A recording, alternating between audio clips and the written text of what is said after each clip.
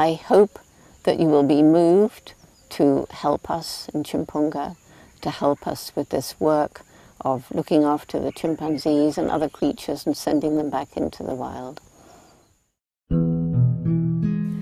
Tchimpounga's daily routine is very similar to that of any sanctuary in the West. We have over 3 kilometers of fencing to check every morning before we can release the chimpanzees out into their enclosures.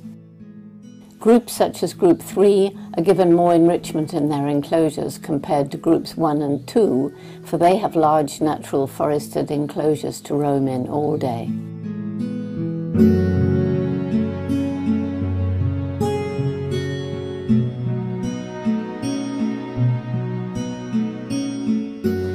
On a daily basis, Tchimpounga staff feed approximately 750 kilograms of fresh fruits and vegetables to the 8 different groups. Most of this is purchased from local villagers 4 times a week. Last-minute repairs or adjustments are made to the enclosures, repairing hammocks, fixing fences and so on. We currently have over 150 chimpanzees in our care. They're divided into 8 groups, 3 located on the islands and 5 at the original site inside Tchimpounga Reserve. Group 1 is the oldest, with 26 individuals varying in ages from 15 to 30 years. Group 2 has 24 individuals ranging from 6 years to 30 years. Group 3 has 30 individuals ranging from 9 years to 17 years. Group 4 has 32 individuals ranging from 4 years to 8 years. Group 5 has 5 individuals. This is our nursery group, who are under 5 years, and they spend time with 2 older females as surrogate mothers. On the 3 islands, we have 3 groups ranging from 7 individuals up to 30 individuals. They range in age from 6 years up to 17 years.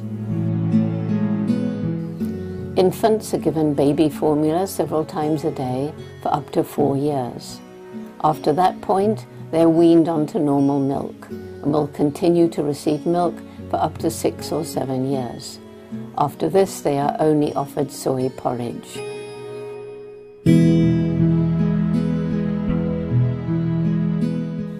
Each day, all the younger chimps are given body temperature checks. This is one of the easiest ways for the veterinary team to monitor the health of so many individuals, especially the younger ones. Any temperature over 38 degrees centigrade is immediately reported to the veterinary team.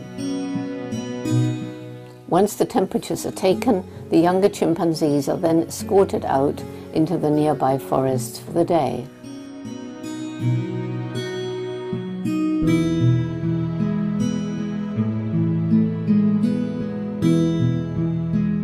Several caregivers will stay with them, monitoring and teaching them how to survive in the forest, living in a natural environment, exposed to wild fruits, and this allows them to continue their education of living back in the forest.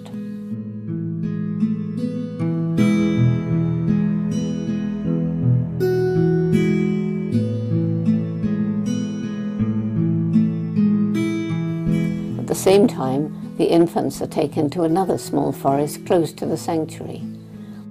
For the infants, we maintain at least 1 keeper for every 2 infants at all times. Each day they're experiencing new things out in the forest.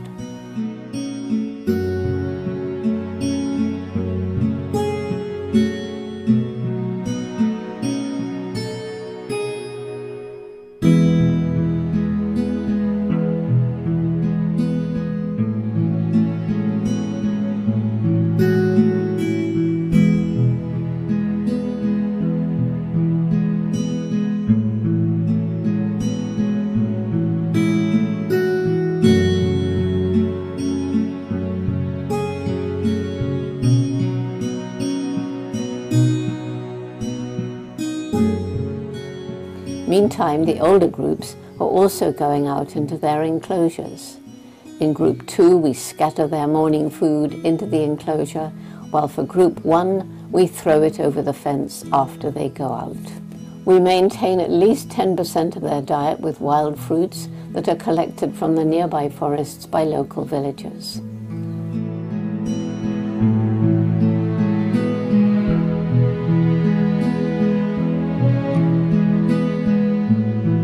Now the caregivers split up.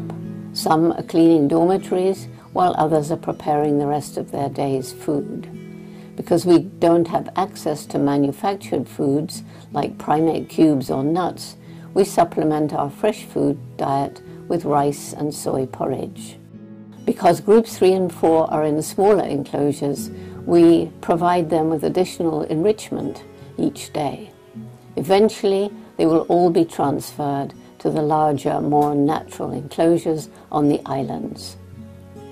Veterinary care can also be done by caregivers. In this case, Isabel is being treated for a fungal skin infection. She agrees to be hand washed inside her enclosure, and this is done every day for several weeks. With so many chimps, conducting health checks is a normal part of the day. On average, we're doing 2 to 3 health checks each week.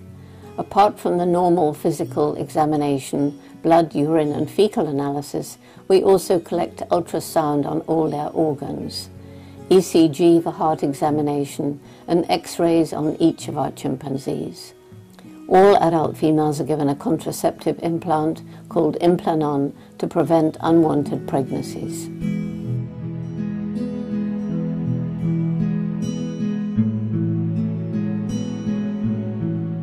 The afternoon routine is about preparing the night facilities for the evening return. The last meal of the day is scattered into their bedding in each of the rooms. Each of the chimp groups start coming back to their dormitories from their various enclosures and forests. Group 4 comes back from their forest at 5 o'clock, so they can have their body temperatures taken once more before entering their dormitory.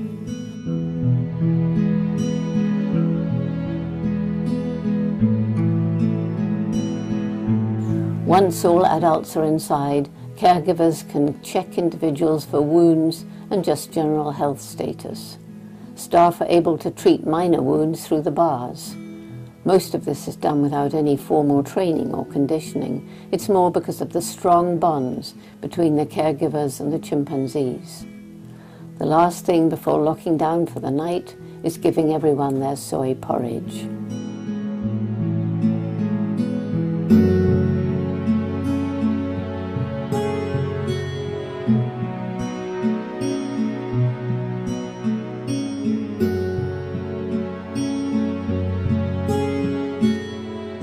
Babies are cleaned up for the night.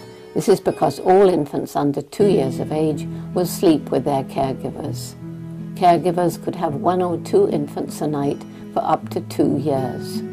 Finally, when they reach an age when we think they are secure enough, we will let the chimp youngsters sleep with older female chimpanzees who can act as surrogate mothers.